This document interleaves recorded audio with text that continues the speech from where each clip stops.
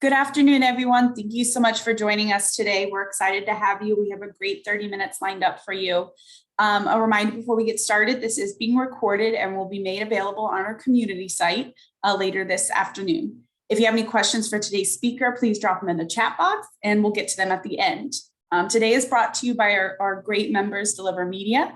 And today's topic, is your data driving ROI? Getting started with a data primer. And from Deliver Media, we have Sean Johnson, CEO of Deliver Media. Sean, I'm going to kick it over to you now. Sounds good. All right, first of all, thanks everyone for joining us today. As Caitlin mentioned, my name is Sean Johnson. I'm the CEO of Deliver Media, and I've spent the last 15 years in pretty deep data analysis for companies in the franchise space like Domino's Pizza, Home Instead Senior Care, and Pizza Hut.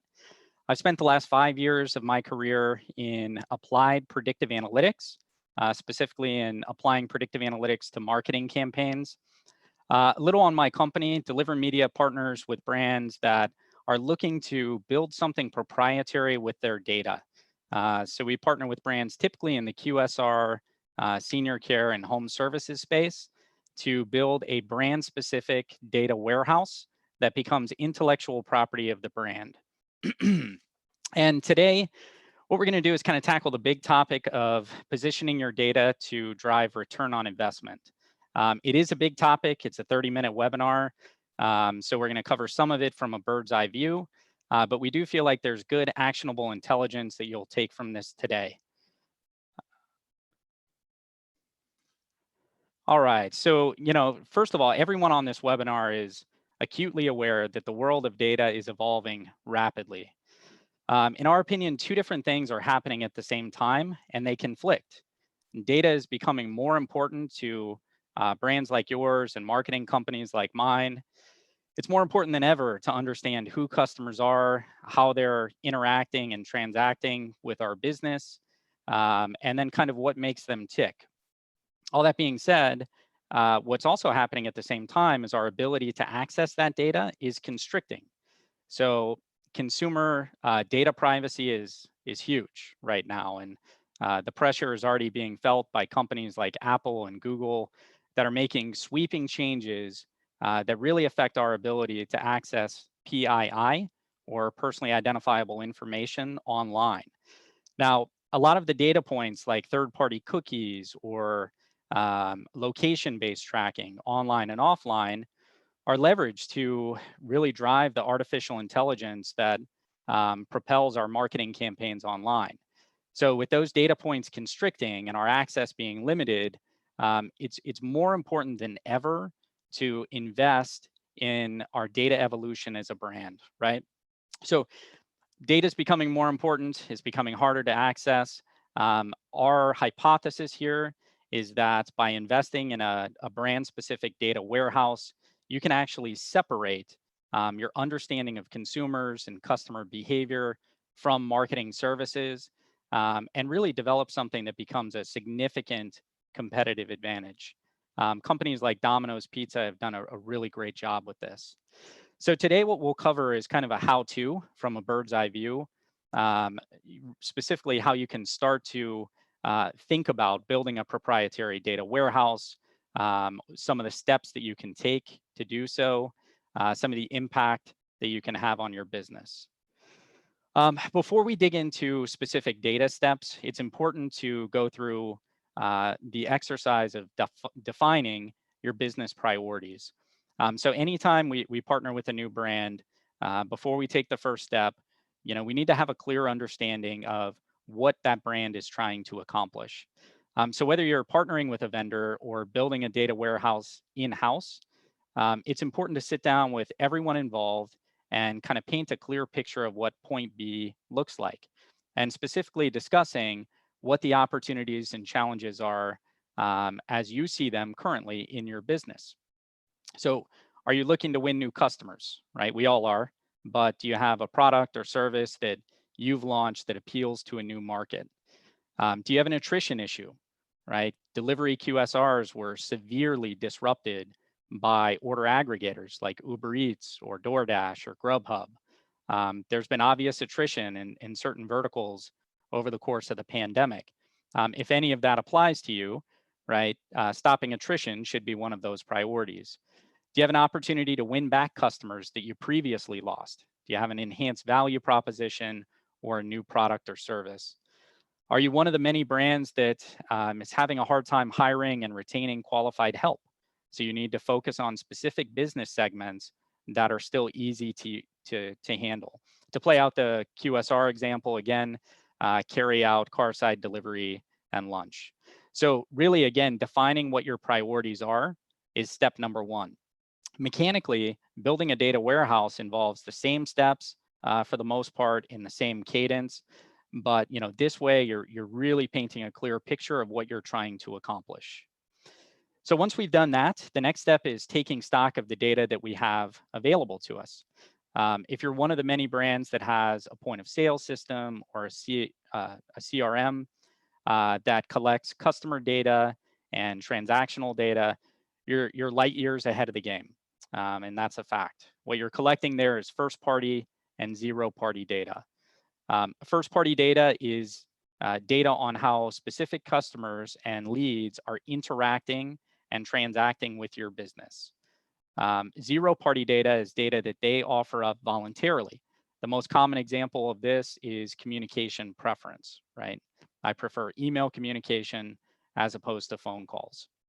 Now, I can tell you almost every time when we partner with a new brand and we intake the first party data, we see some inefficiencies.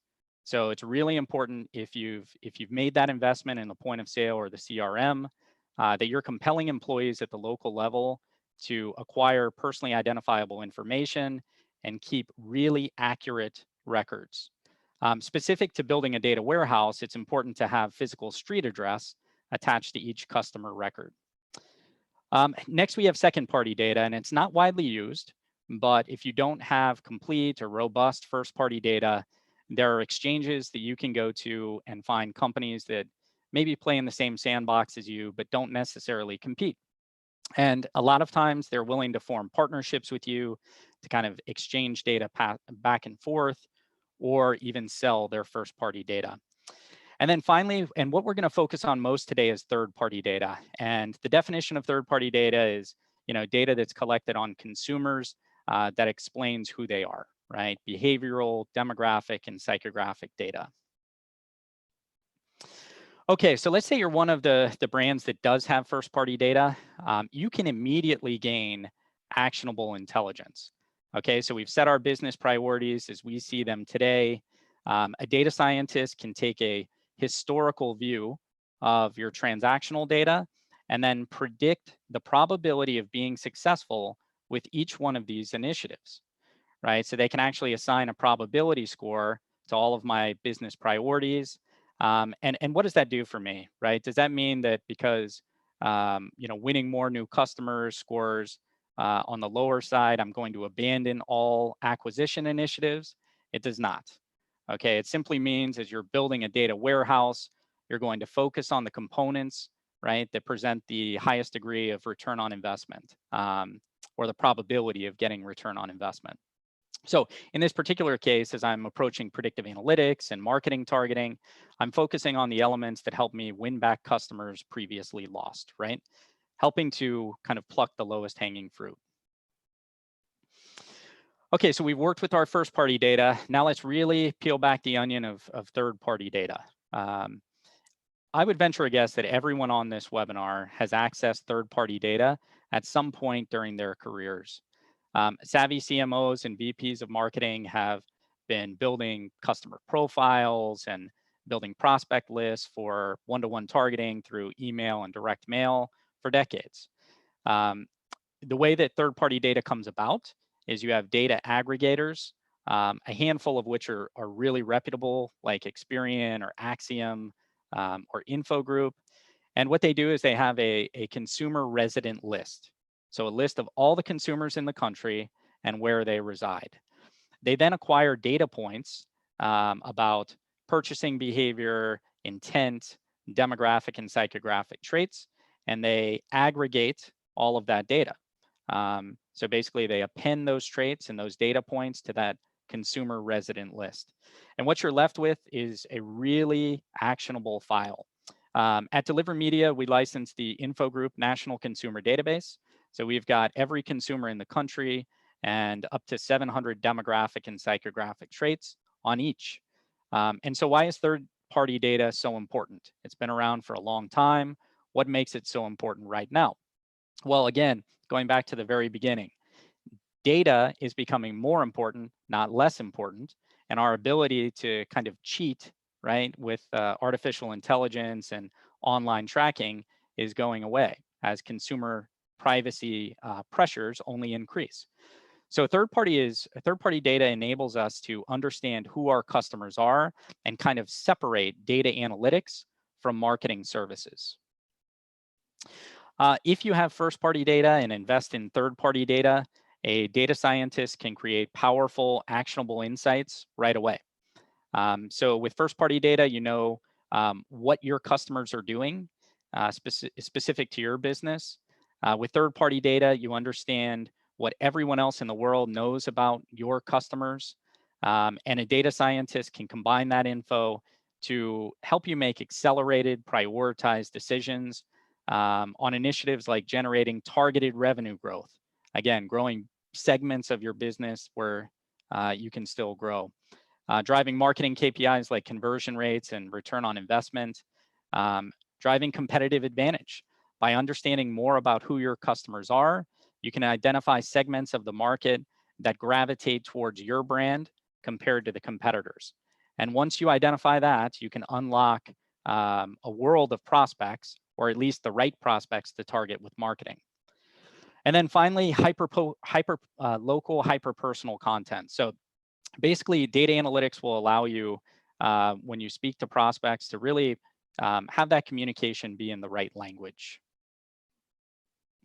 So we're going to peel back the onion one more layer here and talk about how third-party data was leveraged compared to how it should be leveraged in the future. And again, one of the applications that I brought up that savvy CMOs and VPs of marketing were using was developing a prospect list. And let's say I'm a CMO of brand X and I profile my customers, and the trait ranges are what you see here on the right-hand side. My customers are typically between 35 and 55 years of age. They've got an income under $100,000. The home value is between $250,000 and $500,000, and they typically own a cat, right? So what I do is I apply those parameters to the prospect universe. On the left-hand side, you can see that there are 9 homes within my market, and by kind of constricting the audience to these parameters, I identify the top 4 homes that I can target with marketing. So that's a good thing, right? I'm able to spend my marketing budget on a more targeted audience. The issue is we're excluding certain addresses from the selection criteria. And let's take this address as an example. Here you have Joe Prospect, and Joe is 56 years of age, putting him 1 year outside of my age parameters and thus excluding him from the campaigns. But as you can see, from an income, home value, and pet ownership standpoint, Joe is actually an ideal prospect for my business. So it stands to reason that not only should I target him, but Joe Prospect is a really likely candidate to respond. So you can see kind of the issue with selection criteria when you access third-party data is that you're excluding some prospects that exist around the edges of those parameters that you're using that could be ideal candidates for your business. Now, predictive analytics is completely different. By applying a predictive algorithm that's specific to the behavior that you're trying to promote, each individual that you can campaign to receives a score, a probability score. And in this case, it stands to reason that Joe's score would be very high. So not only would he be included in campaigns, but he would be prioritized as an ideal prospect. So you can kind of see the difference between buying a target list and applying predictive analytics, but both of those techniques involve leveraging third-party data. Now, the nice thing about predictive analytics is any behavior that you can identify in your transactional data, you can model off of. Okay, so if you identify a behavior or a group that you would like to either grow or shrink, then a data scientist can go in and build a predictive algorithm to do so. Some very common model types that we have in place with our clients in the franchise space are shown here. Customer clone model is exactly what we just explained to you. It identifies the individuals that are ideal prospects for your business. An attrition model can predict the customers in your database that are likely to attrite before that behavior happens. So you can send out pointed marketing communication to prevent that. A renewal model can reach back into your database of lost customers and identify those customers that are likely to re-engage. So you can send out pointed marketing communication there. An event-based model can identify customers or prospects that are likely to buy in conjunction with an event, like NFL Sunday or holidays or back to school. A lift model identifies those potential recipients, customers and prospects, that are responsive at the time of the marketing campaign. And it's a good second layer of predictive analytics. So let's say we're using an event-based model to target back to school business, right? We identify the segment of the market that's likely to purchase at that time with the event-based model. We then layer on a lift model to identify the segment of that group that's marketing responsive at that time. So that's the nice thing about predictive analytics. We've got a highly targeted audience there that's not only likely to purchase in conjunction with that event, but likely to respond to marketing communication. And then finally, promotional models. If you launch a new product or service or coupon or message, studying the data that comes in from those initiatives enables the data scientists to model off of them, right? You launch a new product, you study for a few months who's ordering that new product from your business. You then create an audience that then you can go and replicate.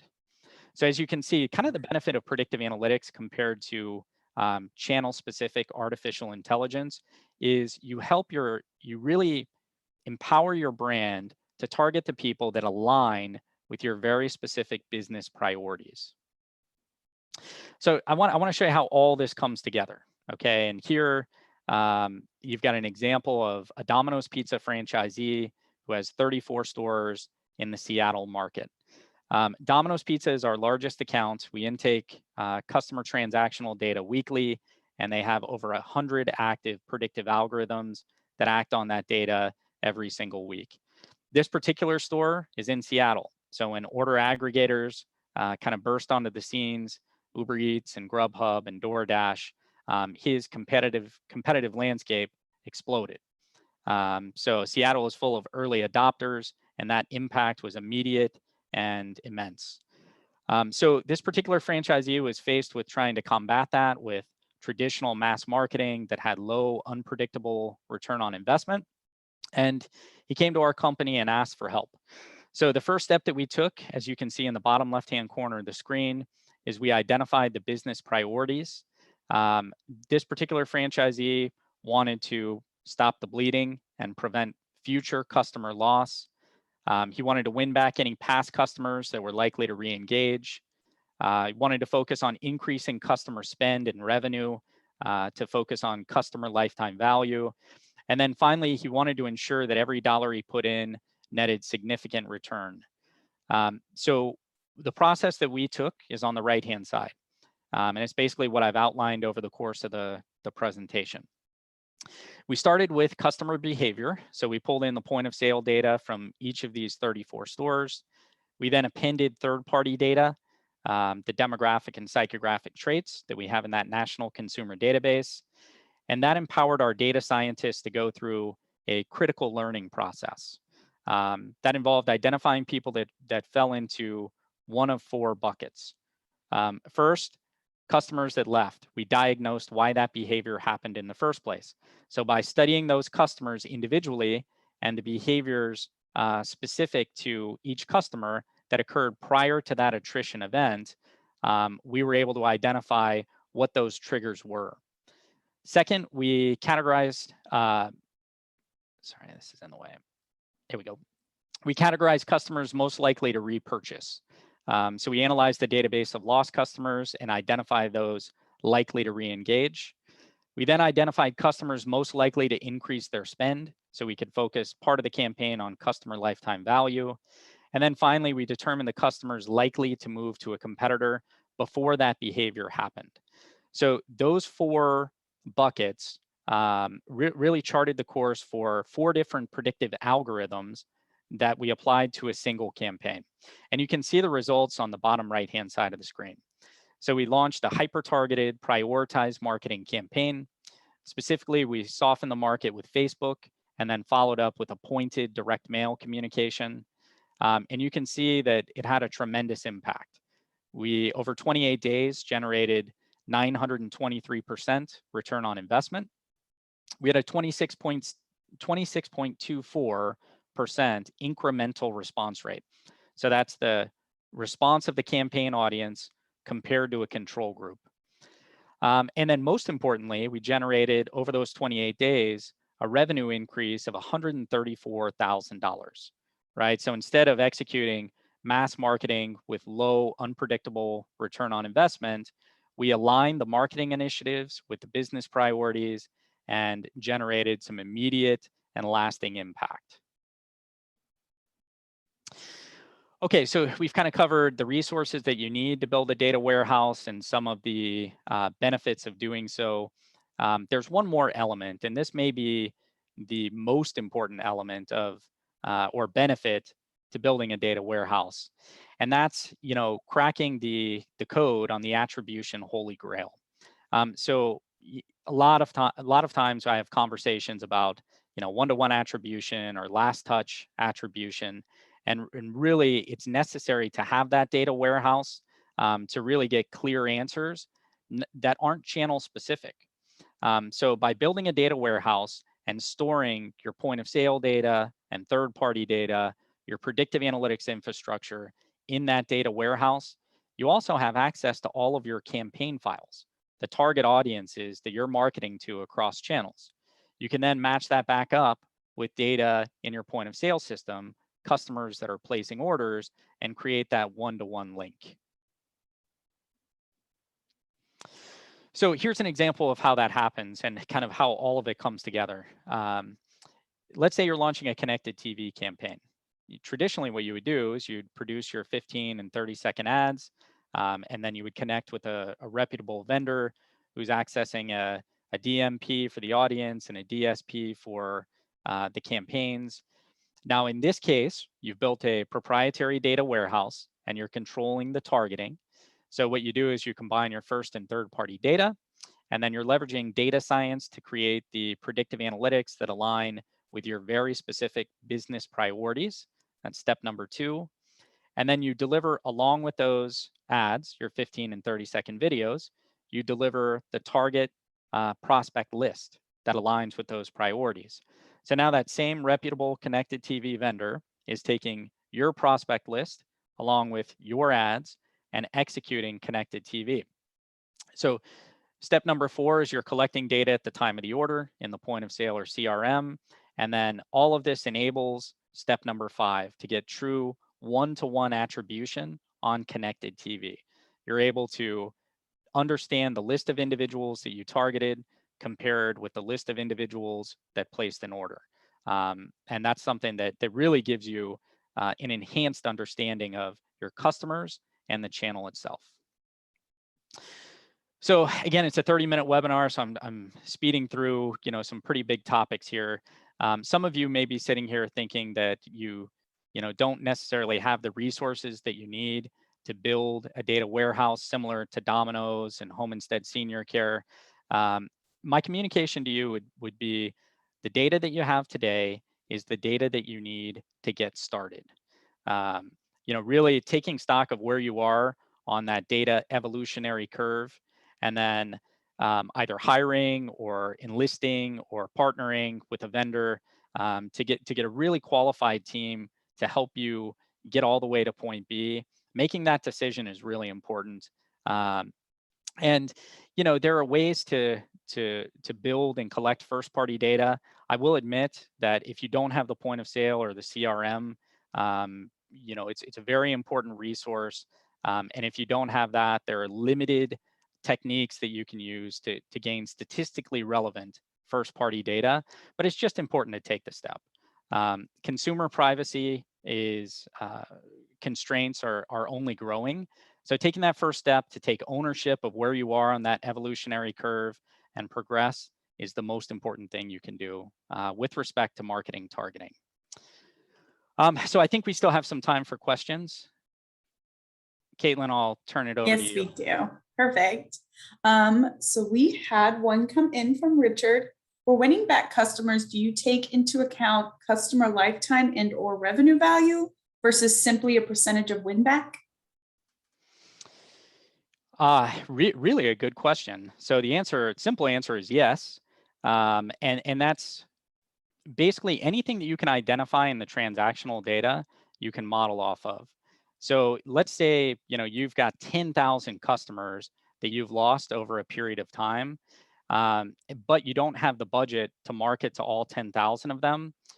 You can start to identify levers to pull, right? Like customer lifetime value or size of the order, data points like that, that will help you whittle down that group of 10,000 to the ideal candidate. So yeah, I mean, the answer is yes. A data scientist will take every single data point in your transactional data, as well as every single available third-party data point, and then position those algorithms to drive not only response rate, but the maximum revenue and profitability potential with each order. Great. Another one. What are the benefits of building a data warehouse internally versus partnering with a vendor? Yeah, that's a good question. So building a data warehouse internally just gives you immediate access to the information. And some of the elements I would recommend that you build internally. So aggregating all of your location specific data, so pulling in the customer data from every local point of sale to one singular location at corporate is kind of step number one. And that gives you access to every transaction that's being placed at each location and lets you, kind of easily work with that data. Building out predictive analytics internally is, again, it gives you access to those algorithms at a moment's notice. The con would be, just working with those algorithms. Even if you build machine learning predictive algorithms, you still have to go in manually and test them and enhance them based on your learnings across campaigns. So, in some cases, it's nice to have all that information at your fingertips, but building a data warehouse with a vendor allows you to kind of leverage their labor as well. Also, finding our clients find it in a lot of cases easier to kind of focus operationally on their business and identify those business priorities and kind of pass that off. Makes sense. And final one, what do you recommend for brands that have customer, I believe it's PII, like email and phone number, but not physical street address? Yeah, we actually see that a lot. So I mentioned when you're building a data warehouse and you're appending third-party data to your first-party data, you really need physical street address because that's how those consumer databases are built. So, I recommend initiatives at the local level. So, either sending out surveys to customers of each location that include data points like address and asking for it, maybe even offering a coupon or a free item if that's relevant. But also, as leads come in or transactions occur with your business, compelling your employees in the locations to ask. It's just really, really important. Awesome. Well, that is all the time we have for today and all the questions. So Sean, thank you so much for your time. Deliver Media, thank you so much for your support of IFA and of this. And everyone who attended, thank you so much for your time today. Again, this recording will be on the community site later. And everybody have a great rest of their day. Thank you so much, Sean. All right. Thanks, Caitlin. Take care. Bye.